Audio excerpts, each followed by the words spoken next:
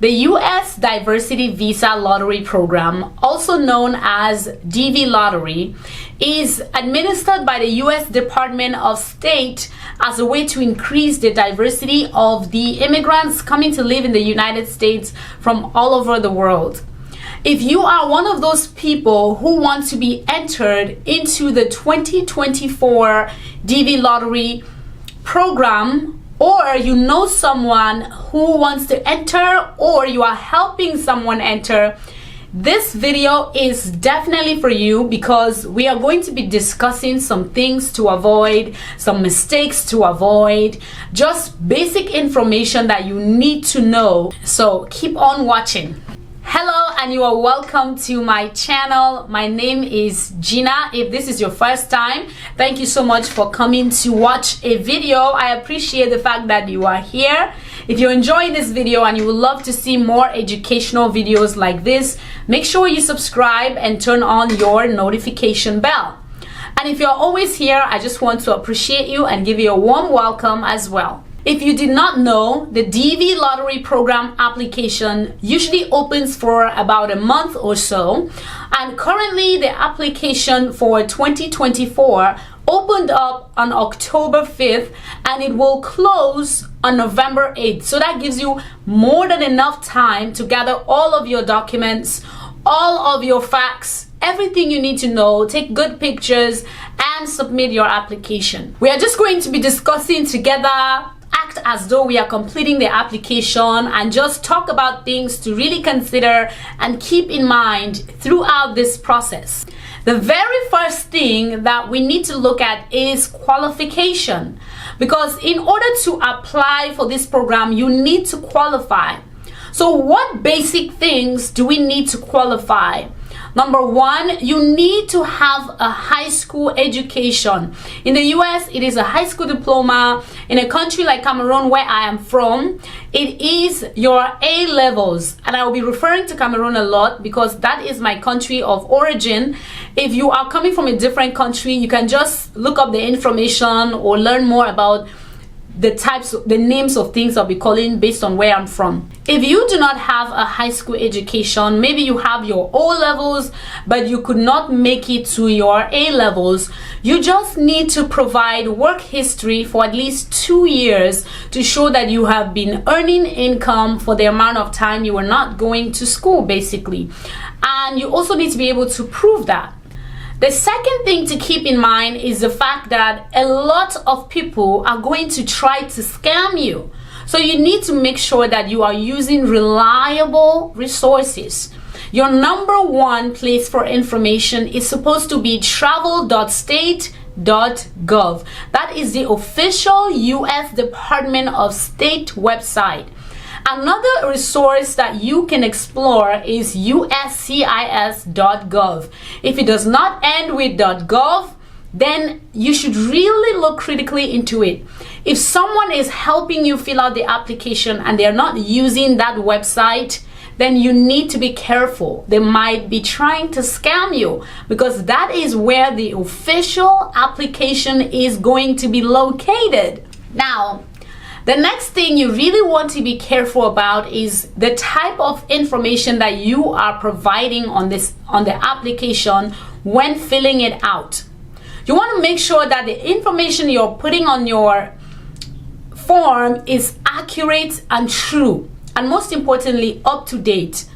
If you put any information on there that isn't true, that is not up to date, it is going to come back and bite you in the foot when you eventually win, pretty much, or when you eventually are contacted for an interview at some point when you win.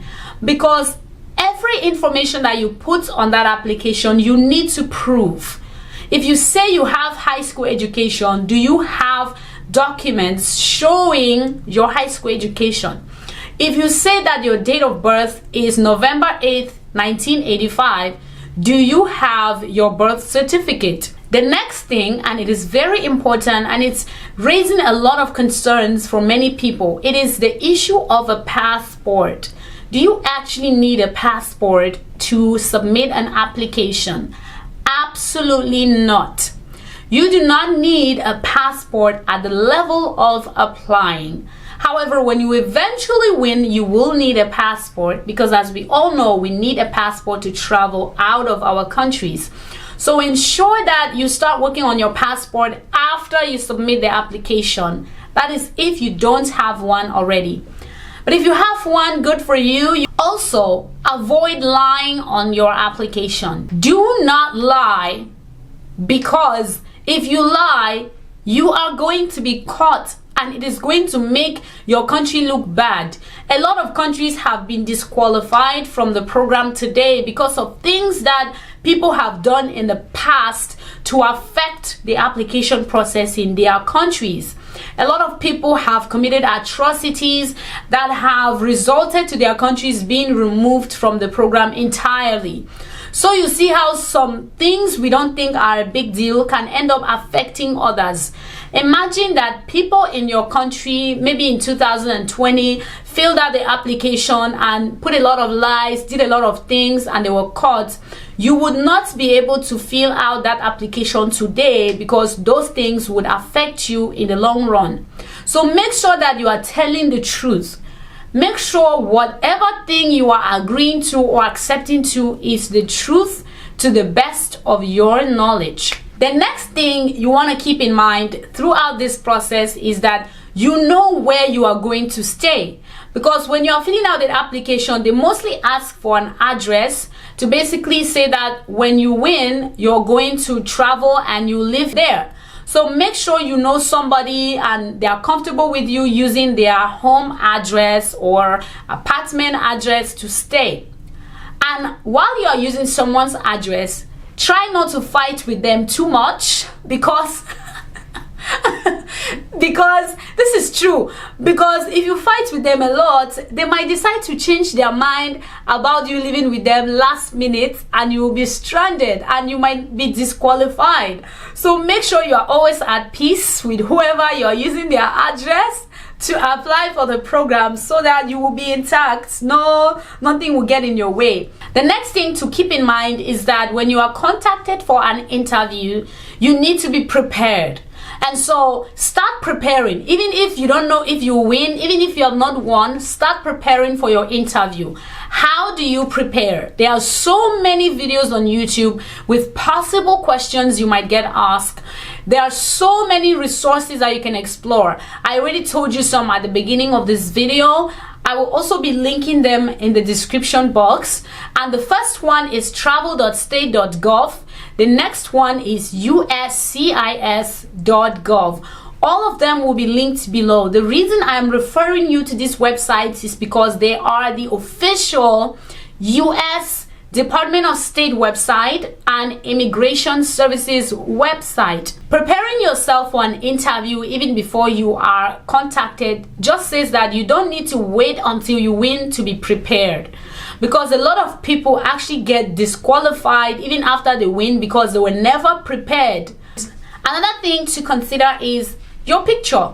Okay, as we all know, you need a passport size photo, which is usually from here up with your ears showing like this. Make sure that you find a good photographer who will take a nice picture of you. Yeah, very nice and clean. If you want to use your phone, make sure you use the back camera and make sure that you are not the one taking the picture. Make sure there's no filters. Make sure that the background is either white, pretty much white. Yeah, I think white is the most common background requirement that they need. I have been getting a lot of questions about this particular one. I don't know why people feel they need to reach out to me. Maybe they think I have the right information, which thanks for that. This one is very important. Do not wait until the last day to submit your application, thinking that your application will be at the top. No. The reason for this is because this is a random selection. So it doesn't matter if you apply first or apply last. It's still going to be random. So just make sure you apply early. Don't wait until the deadline to apply. Just apply as soon as you get your hands on it. Apply as soon as you feel comfortable and ready to apply. Because honestly, there's 50,000 spots plus, okay? It goes up to 55,000, but there's a lot of spots, so you could win. Your chances of winning are slim, but you could win. This next one, I know a lot of people might be offended with this one, but if you have played the lottery already and you know somebody who is trying to play, help them. It is not going to reduce your chances. Help them. Both of you might win. She might win or he might win. Or better still, you might win. So help that person. If someone reaches out to you and you are experienced, you know how the process works, respond to them. Help them. Support each other. Don't think, oh, if you help someone, it'll reduce your chances. Either way, your chances are still reduced. There are way too many entries. So just help each other. It wouldn't cost you anything.